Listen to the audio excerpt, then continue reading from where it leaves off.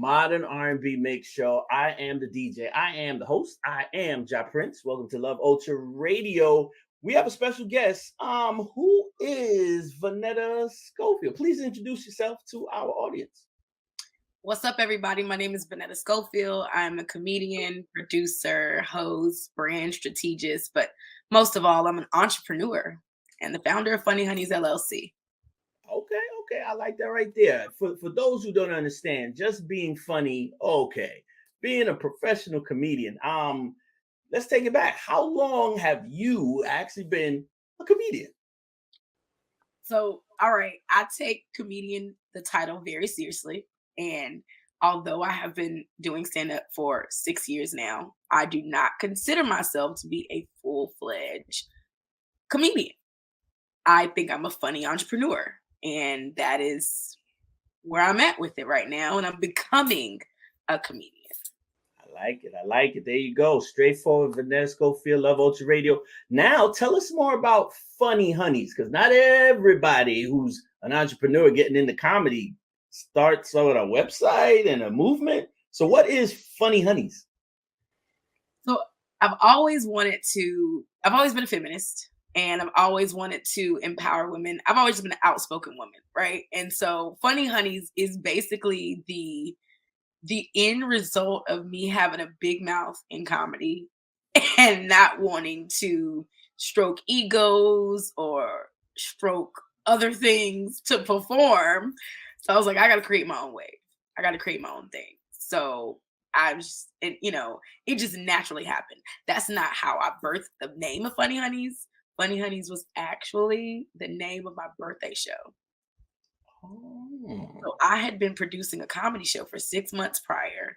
My birthday was coming up, and it was a regular show that I was producing. But I was like, it's my birthday. What am I gonna do? I want to name it like something. I want to have like bad chicks telling jokes, so everybody pulls up, dudes be there, So I was like, that's what we're gonna do. But what am I gonna call it? I'm gonna call it Funny Hunnyz. So that's how that started. That's how the name started, and the movement just listen. I gotta do this because I'm not doing that. I like it. And for those who don't understand, again, it wasn't always as easy. You definitely believed in yourself, and you said, "All right, this is what I want to promote. This is how I want to get my name out there. This is how I want my brand to look." So, Funny Hunnyz, right after that birthday event, how long did it turn into like, nah, this is a business I'm running with? So it took so I started August 14th, 2017 was the first Funny Hunnyz. And the funny thing about it was I had just lost my apartment at the time.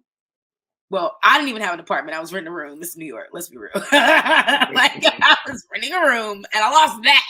Yeah. You gotta be doing bad to lose a room. So I had just it was a promoter. She stayed in the Bronx, deep in the Bronx. And I was in Harlem. I lived around the corner from my venue that I ran my show. Nice. And I worked at the bar right around the corner. So I had made it, But I lost a lot of things because I prioritized performing, and I wanted to get better, and I just got so lost in the sauce of performing. I was like, this isn't sustainable yet. So I'm a year and a half in. So anyway, long story short, I lost my spot, and that night I was staying with a promoter that lived in the Bronx, sleeping on her air mattress, and because of that, now that show was so popping. That first show, popping. I mean, I have I'm gonna send you the picture so you can do the little thing which show up on the screen of the net worth of that photo. Because I had Paris Sachet, Carrie Overfat Cotted. I had Amina Amani. I had amazing women who have all of these impressions. They on Showtime. They on everything now. They were at my show. So if I would have kept doing that show, it would have been bigger even then. But because I had lost my spot, I had to get a job. I had to kind of start over in comedy a little bit. I was off stage for maybe 6 weeks because I had to work my way out of that situation. So long story short, it took me 6 months to produce another Funny Hunnyz. And then I started to build that momentum again. Yeah. And then after that, I started to build that momentum. I started to spend some money, started brand building. That's right. So I was like, this is an investment. This is something that I'm serious with this. So I LLC'd it January 2019. That's what I like. We're gonna go back and forth. So fast forwarding right now, there's a 1865 comedy festival. So not a birthday show, tribute, annual fundraiser, pay my mortgage. How did we get all the way to 1865 comedy festival? Man, you know brands evolve. Like, shout out to the platform that is involved. Shout out to you as an artist that is involved. I'm sure you have. So, you know, brands evolve. And, you know, Funny Hunnyz is like my firstborn. Like, I try to take my time with her. I try to do all this with her. But then, you know, there that youngest, just something about that baby that you got it right with, you know. And 1865, it was the end of it was 2020, right, with George Floyd. And you know, I had already built Funny Hunnyz to be, I'd already partnered with Mhm. nonprofit. I Right. had already like been in that advocacy space and done Mhm. those other events that were just like empowerment through entertainment. So I'd already Exactly. done that with women. And when George Floyd happened and I saw the response and I saw the lack of education about Juneteenth, I was like, they don't know nothing. And then Yeah. and then I saw also just the huge popularity of these shows that happened. Like a lot of white producers started producing Juneteenth shows. My homeboy like paid his rent for 6 months off just the Juneteenth shows that were happening. And they were like almost like white guilt, if you will. Like, you know, it was just like, oh, we It feel is. guilt. Man, being black is hard. Come get $200. And black folk, my black comics were so busy for it. So I was like, you know what? I want to do something that's sustainable. I want to do something that's not just, oh, I feel bad that Right. I have guilt about this, or Right. this is a holiday that now I'm recognizing. You know, I wanted to do something. So 1865, the name of the brand symbolizes the year that slaves were freed. However, in 2022, we have a lot of black artists that are consistently providing free labor. There is a gap in the education in general for artists. Right. And a lot of artists are not gaining those and implementing those entrepreneurial skills. So I created 1865 as a brand to also be a festival, but to really educate the public and educate the black comedian, the intermediate black comedian that is really good, maybe 5, 10 years in, doesn't necessarily have a website, doesn't necessarily have all these things to Right. get in book. They got some local stuff, but how are we going to get to that state and national level? So Right. 1865 is the brand to help you build that while you get stage time. That's what's up. That's what's up. Can't tell it any better, ladies and gentlemen. Our guest right now, Miss Vanetta Schoefield. Now, again, you know what I'm saying? You know, being a DJ, you know, that ain't hard. You know what I'm saying? Now everybody's a blogger, so they're journalists. But as a comedian, is it hard or difficult to make people laugh? Like, it's not that hard. Is it hard? That's so funny.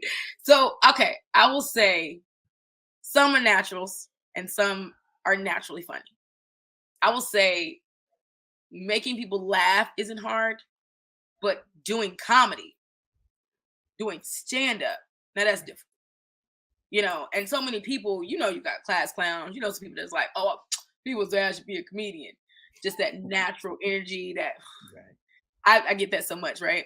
So that is one thing. But the art of comedy, doing it, like giving it the respect it deserves, getting those 10,000 hours of mastery for the Yeah. craft, becoming universally funny where you're not just performing for people that look like you, but people who don't understand you, and then figuring out what part of your joke didn't work for them because you telling it like you. Yeah. You can only tell it like you. Yeah. So to learn how to tell it for them, for everybody, now that's hard as fuck.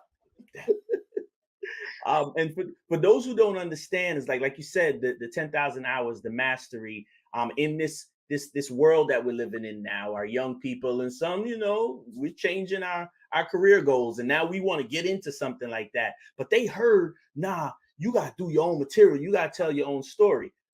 Majority of that is true, but do you write all your material, or you get some assistance? No, I write everything. I write everything. And that's the thing for most comedians to make it to the point where somebody even helps them write, they got to put in a lot of time on their own. Now, Uh, there is a, you know, let me run this joke by you, colleague or situation like, we can easily brainstorm. You know, we sitting around smoking, chilling, you know, like, you know, ragging on each other. It's something that might come as a roast that I might be able to add to make a joke. So I think there's definitely a mix of experiences, what's being said, you know, all that. But there's no like, I'll write this joke for me. Or like, help me finish this joke. Like literally, no. And I think when it gets to the point of writing and having a writing team, you got to be like up there. And that's the crazy part, because that's when it gets easier. Because that's when you do have people that write for you and give you jokes. You know what I mean? Right. And you like, oh, let me pay for that. You know, Robin Williams was known for stealing jokes and paying for them on the spot. Right. Like, oh, I like that joke. How much you want for it? Yeah. Don't ever say it Straight again. up. Yeah. Straight up. So, you know, that happens, but that's only after you've really put in that work and that time to get that, to have the money to do that, and to have the status to be like, well, that's my joke. You know? I like it. And in the same way, being one of these funny honeys out here and working and we're, like you said, not always in your most comfort zone, because I got to get out on the road. I got to test it with some new audiences and some new venues, bigger stage, smaller clubs. Have you been heckled?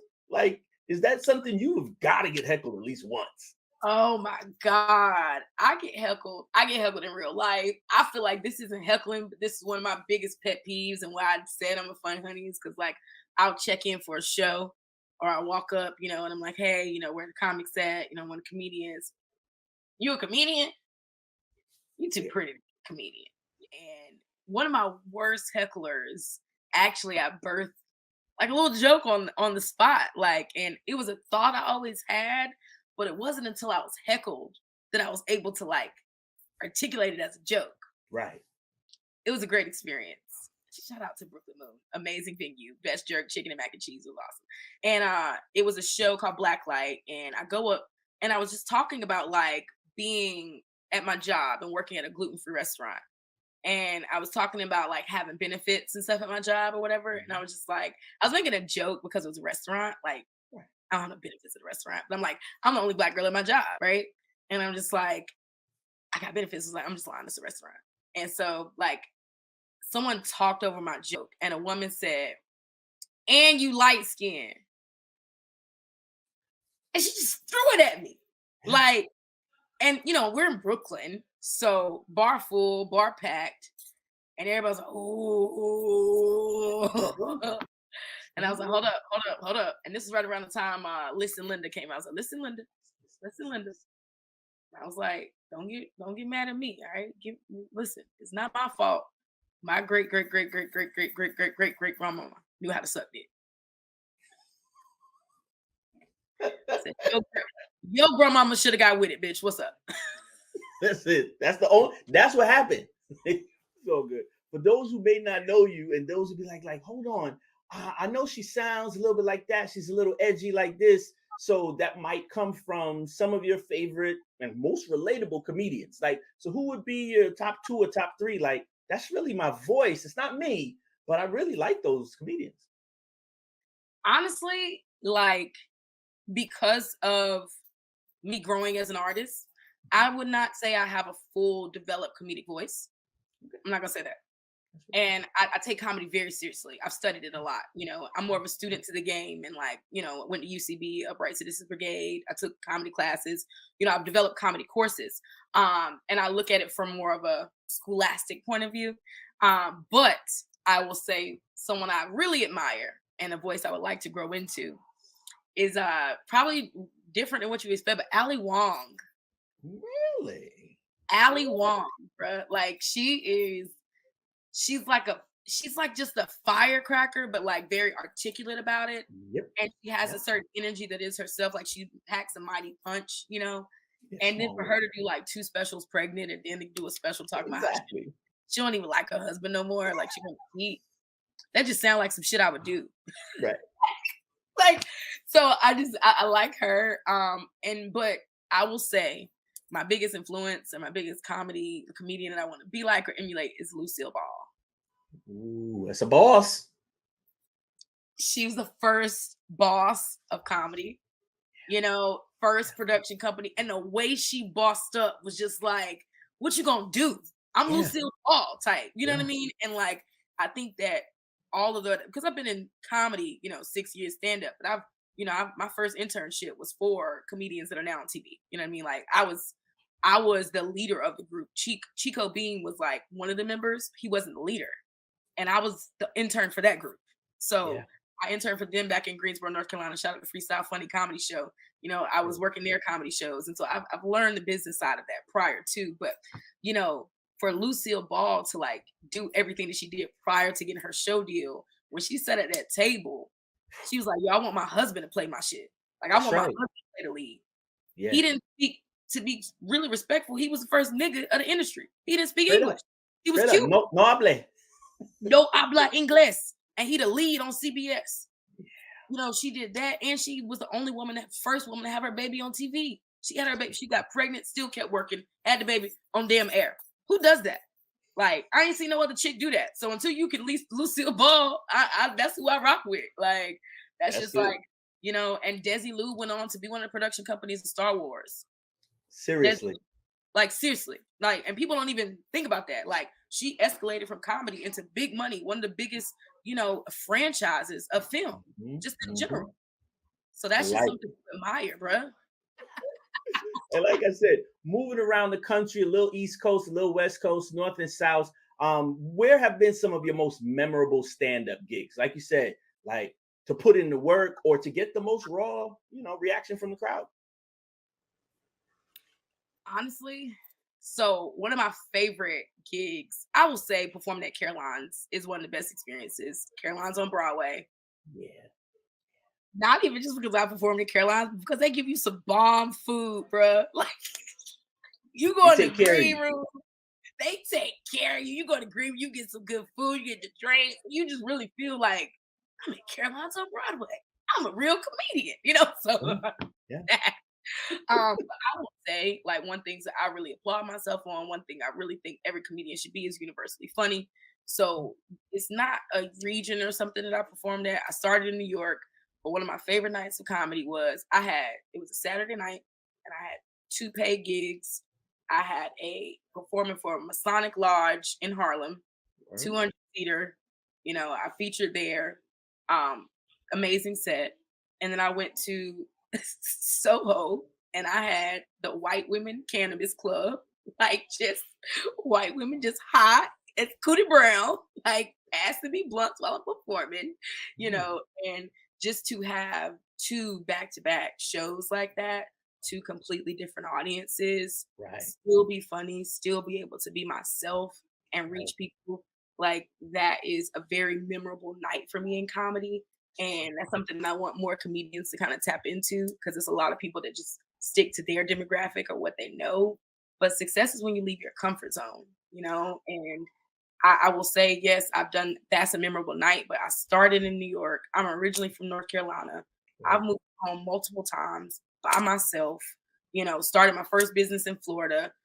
I've moved so much and sacrificed so much moving out by myself, really not having maybe 3 months on me, soaking wet. 3 months I could take care of myself. You know what I mean? That entrepreneurial shit, that grind, that hustle, just pushing myself into those limits, being in these different cities has really been what I would attribute to a lot of my success, because you build on those moments, I like it. I like it. Building on those moments, making sure you connect a couple of dots. Maybe you missed that person, you missed one of those, but everything else still fell in line. And that means, just like you said, working in the writing room, working as an assistant to others that have made it, and they didn't turn their back on you. They probably didn't answer, but they didn't turn their back on you. No, they turned their back. I just ain't asking nothing yet. I'm waiting for a big ask. That's what I'm about to say. Yeah, that's what I'm about to say. There's still some people that you really do know that you might want to work with, right? So we're going to, as they say, speak it into existence, right? So who would you like to work with that you haven't worked with yet? This is going to sound crazy, but I really want to put, I got a few comedians from my 1865 Fest that I want to put in their first movies. And to be real with you, I don't really want to work with nobody that's famous right now. I do, but I want to put the people that I make famous in a movie with other famous people. That part, that is so much more important to me. like making niggas famous. Yeah. That's my dream. You know, like having the talent, being able to touch, groom a little bit, you know what I mean? Provide like just a little, let me fix your collar. You ready, but let me get you ready.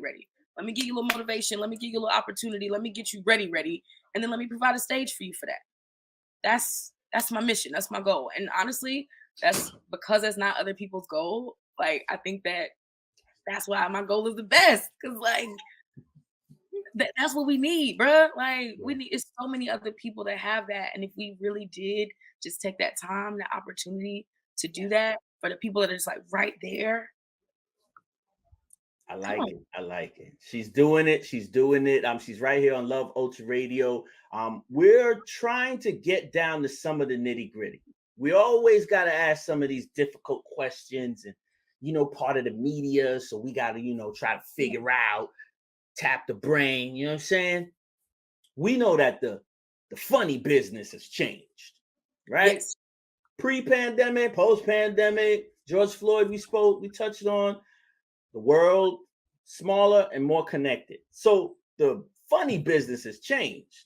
What do you think is the thing that has changed the most? We talking about getting paid, the different crowds, jokes aren't the same, clean versus dirty. What do you think in the funny business has changed the most? What? I think that there has been no systems and processes, and I don't think there's ever been an infrastructure for comedy. So as times change, as rates change, as inflation, as things rise, there has been no systems and no checks and balances in place. And we see that from the Monique and DL Hughley situation. For a promoter to fix their face and be able to confuse something like that, and it really ultimately be their fault that there was a little tussle and a fussle because he said 2 headliners. For there to be even a system that is not set in place where there's 1 headliner per show, that's a prime example of the biggest issue is that nothing has changed in the system. Like, there's no human resources for comedy. You can call somebody a janky promoter all you want. What it's going to do? They already took your money or they already didn't pay you. Right. And then blacklist you. So, it's the fact that, the social media, of course, has changed. The way that you market yourself has changed. All of these things for artistry have changed.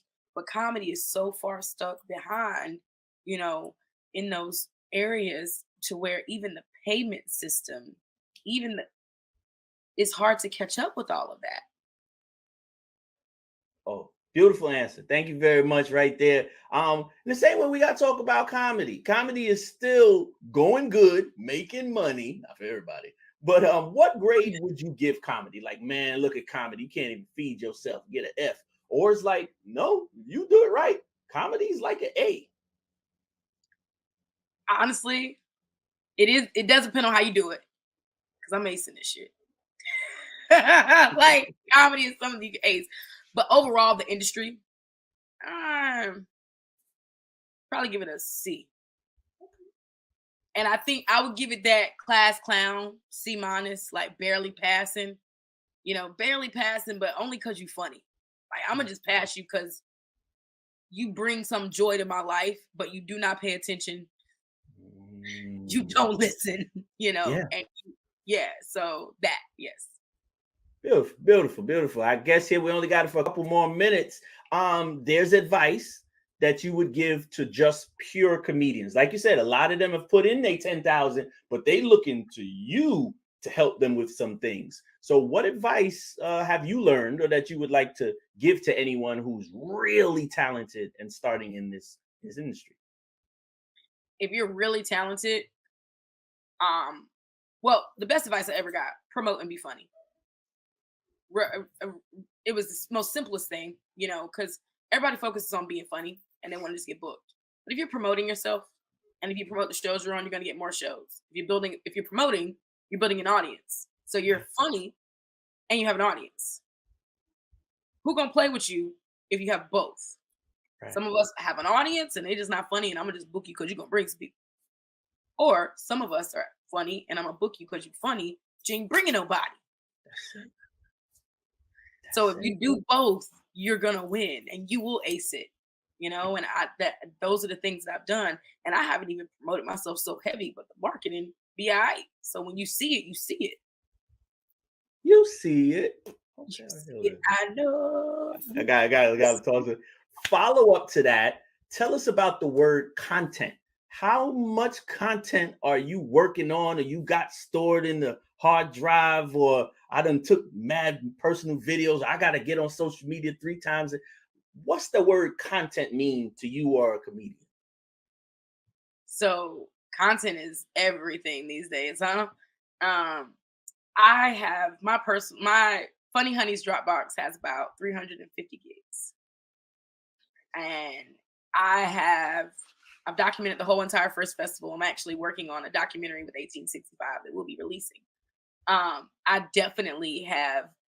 I've written an ebook that says you should document your dope as an artist. That's my favorite chapter of my ebook. Document your dope, and it just can even be behind the scenes of you. All of my clients, I'm like, bro, just put up a camera of you writing a joke. Like, put the process of the notebook or the pieces of paper. People want to see the process. So content is so important, just even in the actual finished product, but in the process. And I think every artist and every person, just in general, could really learn from that.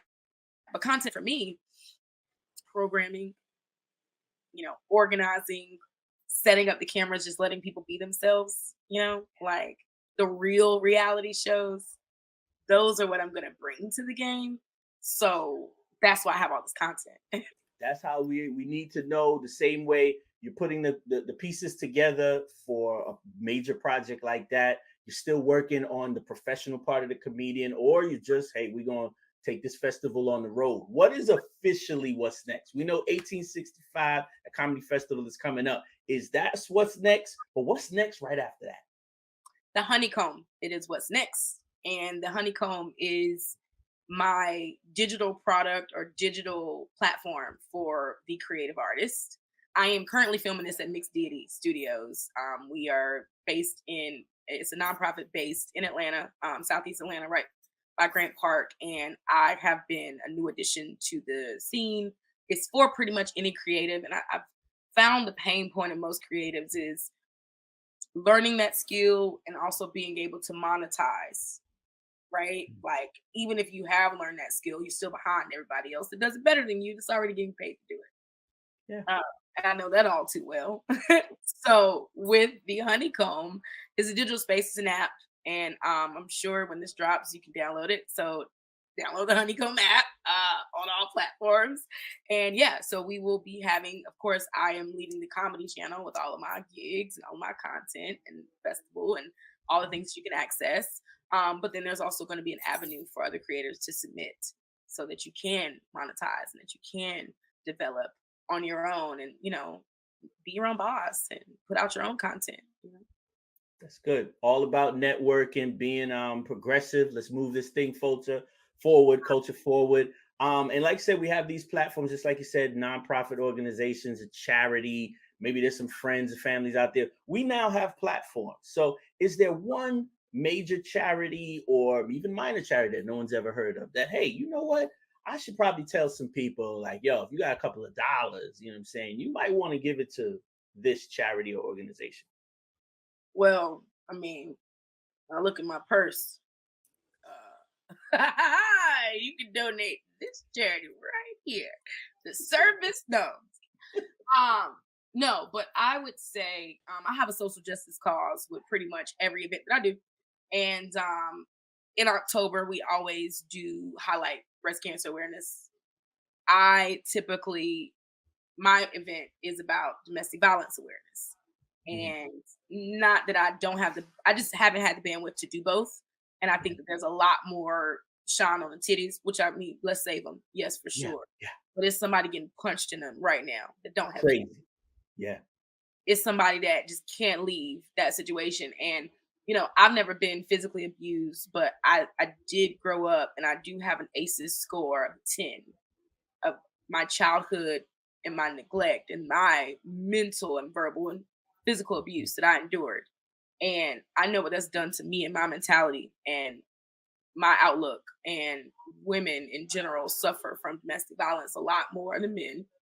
And 92% of like the murders that happen, like are from intimate partner violence. So in relationships, they were together. So yeah, like that's a cause that I always want to support. And Still Standing is a nonprofit that's based in Atlanta.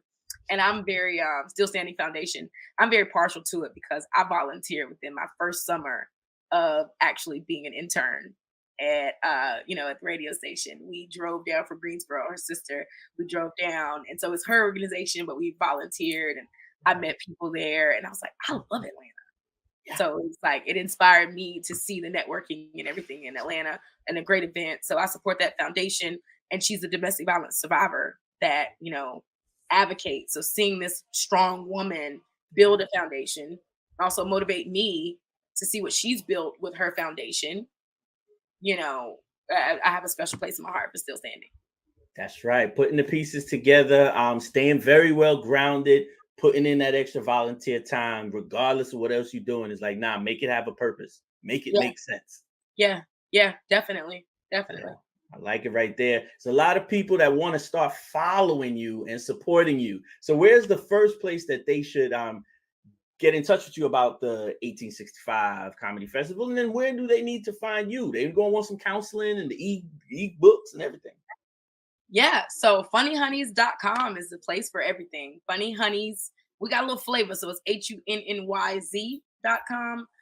You can find the 1865 page. You can find our creative brand services. If you hit a little slash and you put Honey V, HUNNYV, that's my personal page. When you do slash for the Honeycomb, that is that artist's page. And Funny Hunnyz is the umbrella that we stand under, and I'm very happy to have created it. And y'all come see me over there. My Instagram is just my name also, but you can also find us on Funny Hunnyz and Instagram, Facebook, all that shit. Right. She's a funny honey right there. Love Ultra Radio. Before we let anybody go further, I know you like rap music. You be eating those Philly cheesesteaks. You know what I'm saying? You out there. But there's something that you love ultra, that ultimate love. I don't care what it is in the world. It touches my spirit. It gives me purpose. What do you love ultra?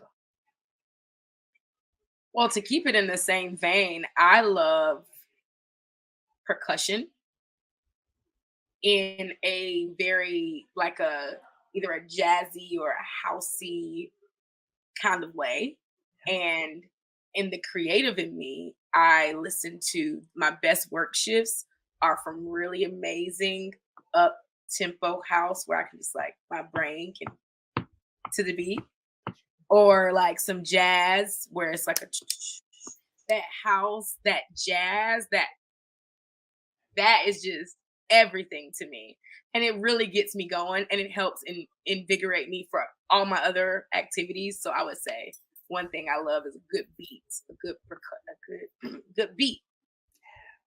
It gets her through the day right here. This is only the first TruVersation. We're not going to call it a conversation. The first TruVersation right here. Love Ultra Radio with Miss Vanetta Schoefield. Thanks for taking the time, young lady. Thank you so much for the opportunity.